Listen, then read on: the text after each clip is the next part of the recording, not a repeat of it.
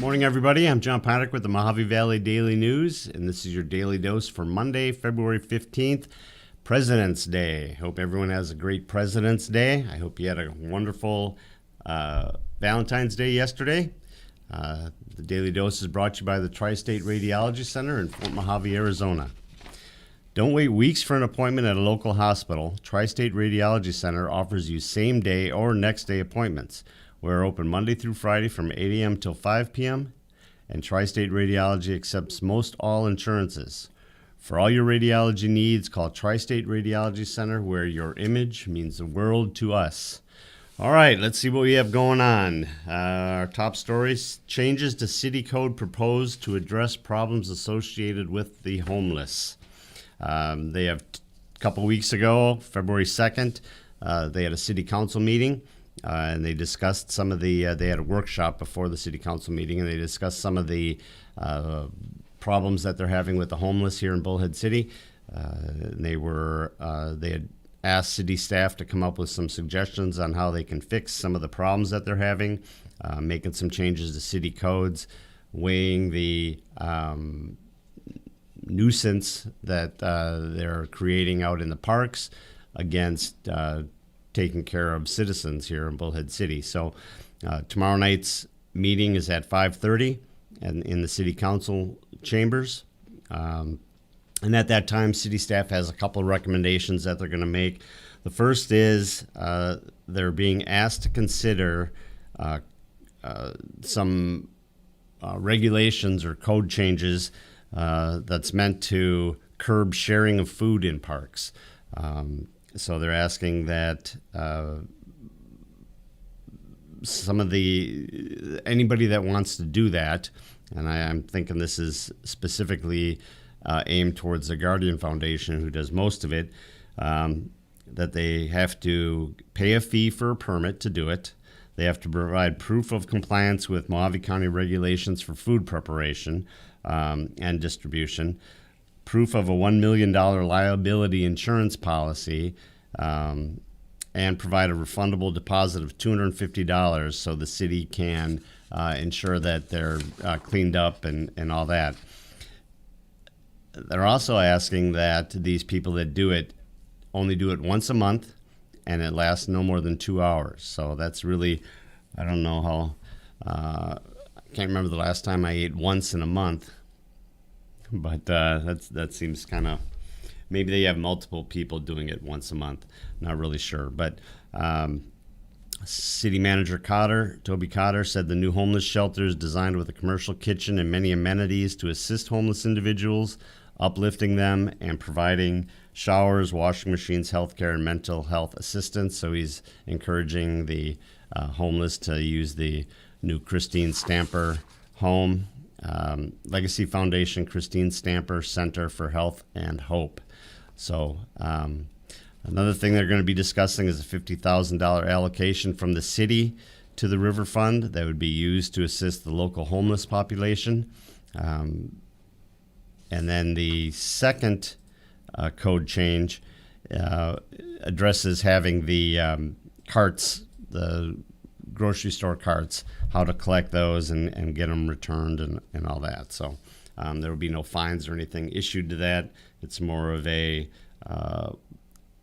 process to get those carts either returned back to the stores, or if they're in poor shape, having them recycled. So before the meeting, there's a 4 o'clock workshop, so the city council members can discuss potential changes to the fee schedule. City Manager Cotter discussed in his report that there are a lot of city fees that haven't been changed in years, and so some of them are going to be discussed, bringing those up.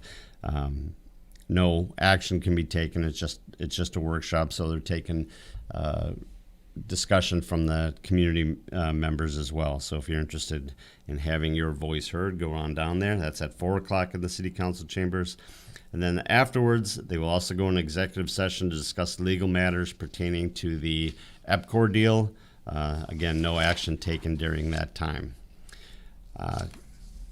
President Trump, if you didn't hear, Former President Trump was acquitted over the weekend in his second impeachment trial. The final vote was 57 for, 43 against. 7 Republican senators voted to find him guilty. But what was interesting to me is after the trial, you had Republicans come out and say, we know he was guilty, but we believe that this wasn't the proper constitutionally, that we just weren't allowed to charge a president who is already out of office.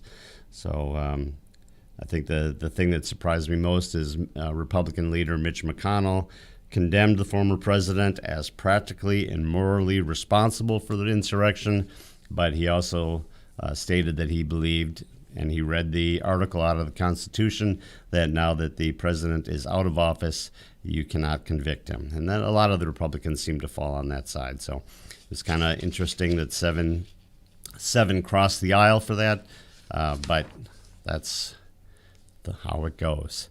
We had a wreck on Highway 95. We covered this yesterday morning. We had 3 vehicles collided at the intersection of Highway 95. I think Jeff's got a picture of that. There were no reports of injuries, but it was 95 and Airport Center Drive. We seem to be getting a lot more accidents down there. I don't know. That to me, that looks like one of those somebody was following too close and texting, and the person behind them was probably following too close. We've seen a lot of close calls, and this one apparently got more than close. But, Jeff, no injuries? No injuries. Nope. Okay, so that's good to see. We got a video from the scene if you go to our Facebook page or over on YouTube as well, I guess. All right, county expanding vaccination eligibility. We've been getting a lot of questions about this. People mostly concerned that the nation, the federal government, and the state government have both said the vaccines were eligible for people 65 and older. In our area, it was set to 75 because of the amount of vaccines that we have available.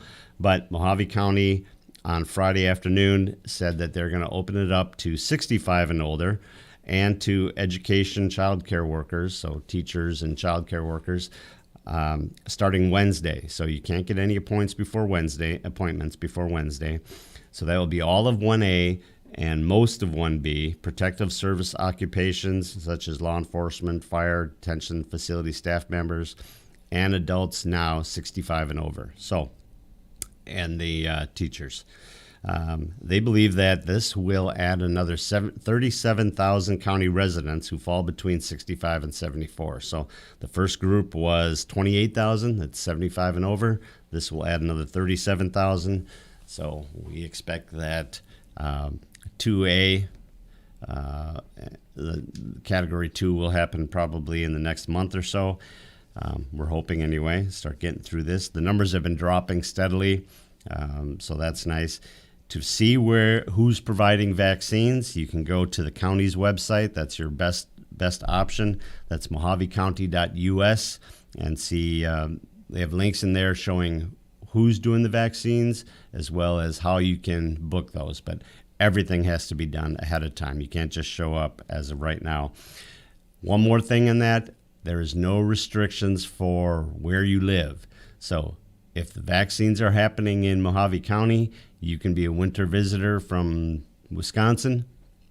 I always go to Wisconsin because that's my homies. Yeah. Or Washington or wherever. You can be out here on vacation, and you're eligible for the vaccines. Same thing with our friends over in Clark County. Okay, the Daytona 500.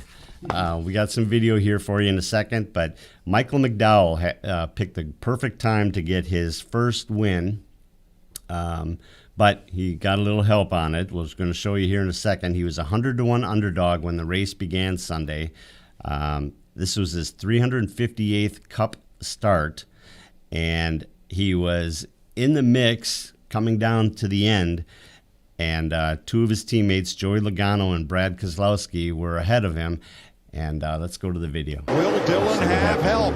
No, they come down to block. You see Keselowski and Logano there. and Kozlowski goes to pass him, and boom. So that took a lot of people out of it. And ultimately what happened is Michael McDowell, he led.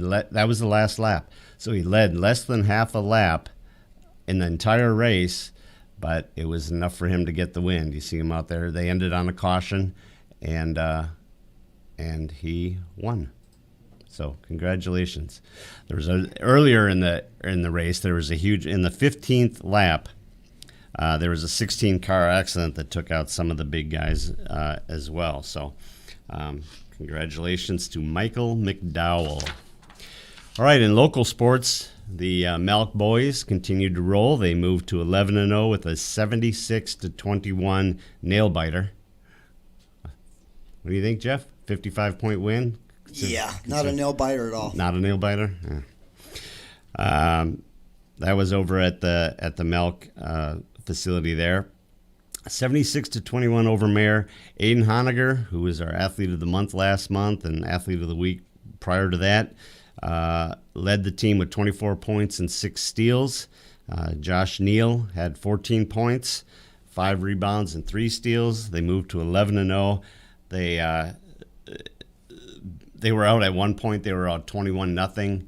And they just kept increasing in their lead. They made a lot of substitutions, a lot of people. Austin Brosso, Tyson Banks, Stephen Lopez, a lot of the guys got significant playing time because it was such a blowout. So they will play again tomorrow night, Tuesday, when they welcome Basis Yeti of Flagstaff. The River Valley boys basketball team also won Friday night. They beat Kingman Academy 66-55. Senior Andrew Rodriguez led the team with 26 points. They moved to 5-4, and senior Amaro Contreras added 10 points, including 4 free throws down the stretch to seal the victory. All right, weather. It's supposed to be sunny. Looks pretty good out there, huh? A few clouds out in the sky, Jeff.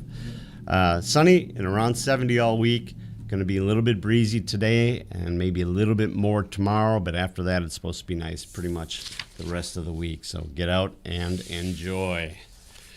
All right. Any questions out there, Jeff?